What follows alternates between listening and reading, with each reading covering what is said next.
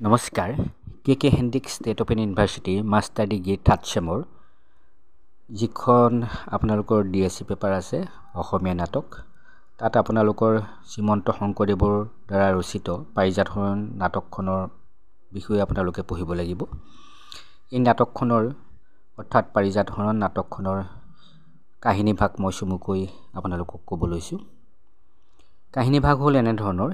এদিন ৰুক্মিণীৰ সৈতে কৃষ্ণ বহি থাকোঁতে নাৰদ মুনি আহি উপস্থিত হয়হি আৰু স্বৰ্গৰ পাৰিজাত ফুল এপাহি কৃষ্ণৰ হাতত দি ফুলপাহিৰ মহিমা বৰ্ণনা কৰে। নাৰদে কয় যে এই ফুলপাহ পিন্ধা নাৰীগৰাকী পৰম সৌভাগ্যৱতী হয়। তেওঁক এৰি থৈ আৰু স্বামীয়ে কলৈকো নাযায়।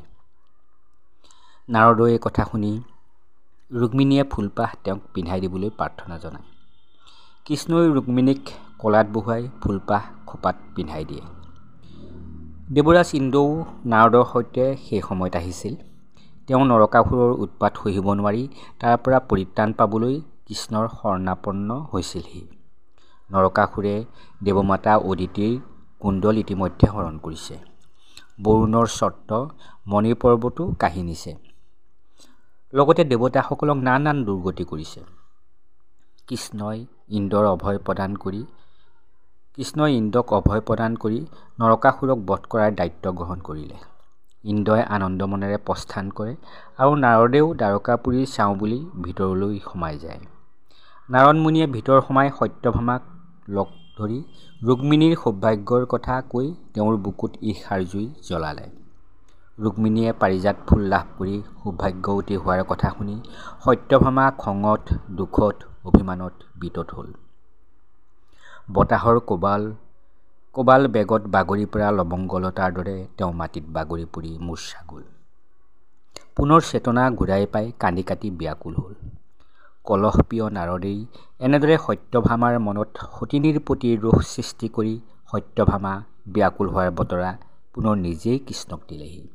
খবৰ শুনি কৃষ্ণ সত্যভামাৰ ওচৰলৈ গ'ল। সত্যভামাৰ অৱস্থা দেখি তাইক সান্তনা দি তাইকো পাৰিজাত ফুল আনি দিব বুলি কৃষ্ণই ক'লে। সত্যভামাই অনতিপলমে তাইলৈ পাৰিজাত আনি দিবলৈ কৃষ্ণক খাটনি ধৰি ক'লে যে যেবে পাৰিজাত নাহি দেখোঁ তাবে বাৰী প্ৰৱেশো নাহি হামো সত্য কয়ে বললো। কৃষ্ণই প্ৰথমতে নৰকাসুৰক বধ কৰি দেৱকাৰ্য সাধি দেৱলোকলৈ গৈ পাৰিজাত আনি দিম বুলি অংগীকাৰ কৰিলে। সেই কথা শুনি সত্যভামাও কৃষ্ণৰ সৈতে যাব বিচাৰিলে। কৃষ্ণই সত্যভামাক তিৰোতা যুদ্ধলৈ যোৱা অনুচিত বুলি বুজালে। কিন্তু সত্যভামাই তাইৰ বহু সতিনী থকা বুলি কৈ পাৰিজাত আনি আনক দিব পাৰে বুলি সন্দেহ প্ৰকাশ কৰি লগত যাবলৈ ওলাল। উপায় নাপাই কৃষ্ণই সত্যভামাকো লগত লৈ যুদ্ধযাত্ৰা কৰিলে। সেই সময়ত নাৰদ আহি কৃষ্ণক তৌঃস্তিক লাৰিকা বুলি কৈ দেৱকাৰ্য পৰি ৰ'ল বুলি ভৰ্ৎসনা কৰিলে। কৃষ্ণইও উপায়বিহীন বুলি কৈ যাবলৈ ওলাল। যাত্ৰা কৰি থকা অৱস্থাত পুনৰ নাৰদ আহি যুদ্ধৰ সময়তো স্ত্ৰীক এৰিব পৰা নাই বুলি পুনৰ গালি পাৰি কৃষ্ণক এনেদৰে বহু সময় লাগিব সেয়ে গৰুড় পক্ষীৰ নিমন্ত্ৰণ জনাবলৈ বুদ্ধি দিলে। কৃষ্ণই মুনিবৰৰ কথা শুনি গৰুড়ক স্মৰণ কৰিলে আৰু তেওঁৰ কান্ধত উঠি গৈ কামৰূপলৈ গতি কৰিলে। তাতে নৰকাসুৰৰ লগত তেওঁৰ তয়াময়া যুদ্ধ হয়। যুদ্ধত নৰকৰ মৃত্যু ঘটে।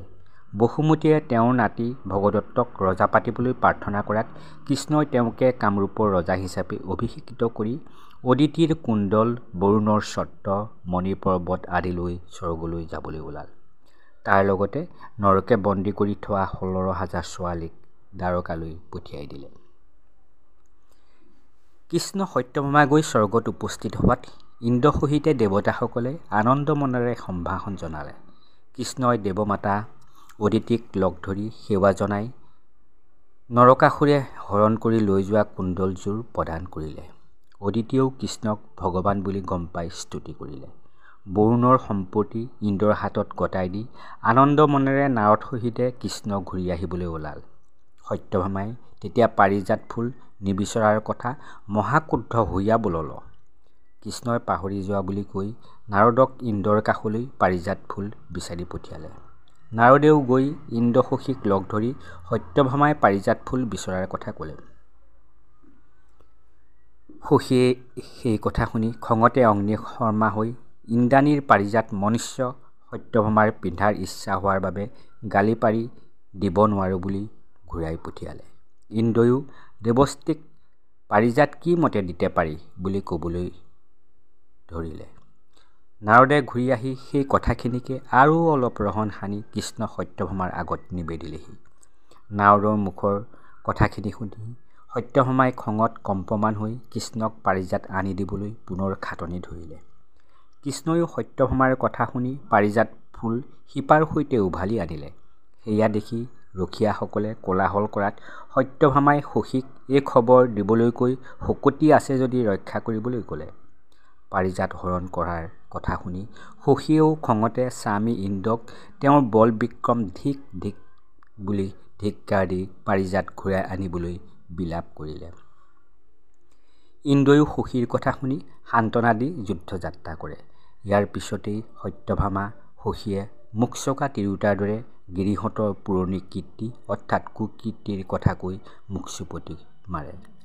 কৃষ্ণ ইন্দ্ৰয়ো মুখৰ বচনেৰে কটাকটি কৰি যুদ্ধত লিপ্ত হয়। যুদ্ধত ইন্দ্ৰ পৰাজিত হৈ পলাই যায়। সত্যভামাই তেতিয়া ইন্দ্ৰক কৰ্কৰ্থনা কৰে।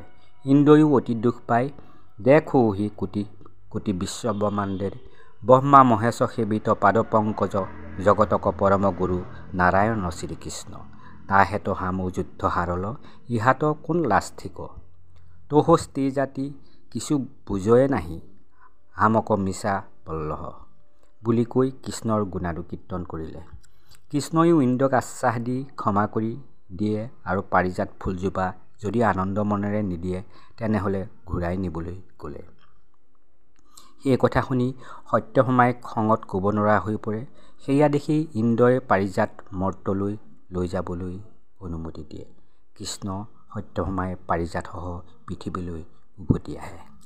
যুদ্ধ জয় কৰি কৃষ্ণ সত্যভামা দ্বাৰকাপুৰীত প্ৰৱেশ কৰাত সকলোৱে মহা মহোৎসৱেৰে দুয়োকে আদৰি আনে।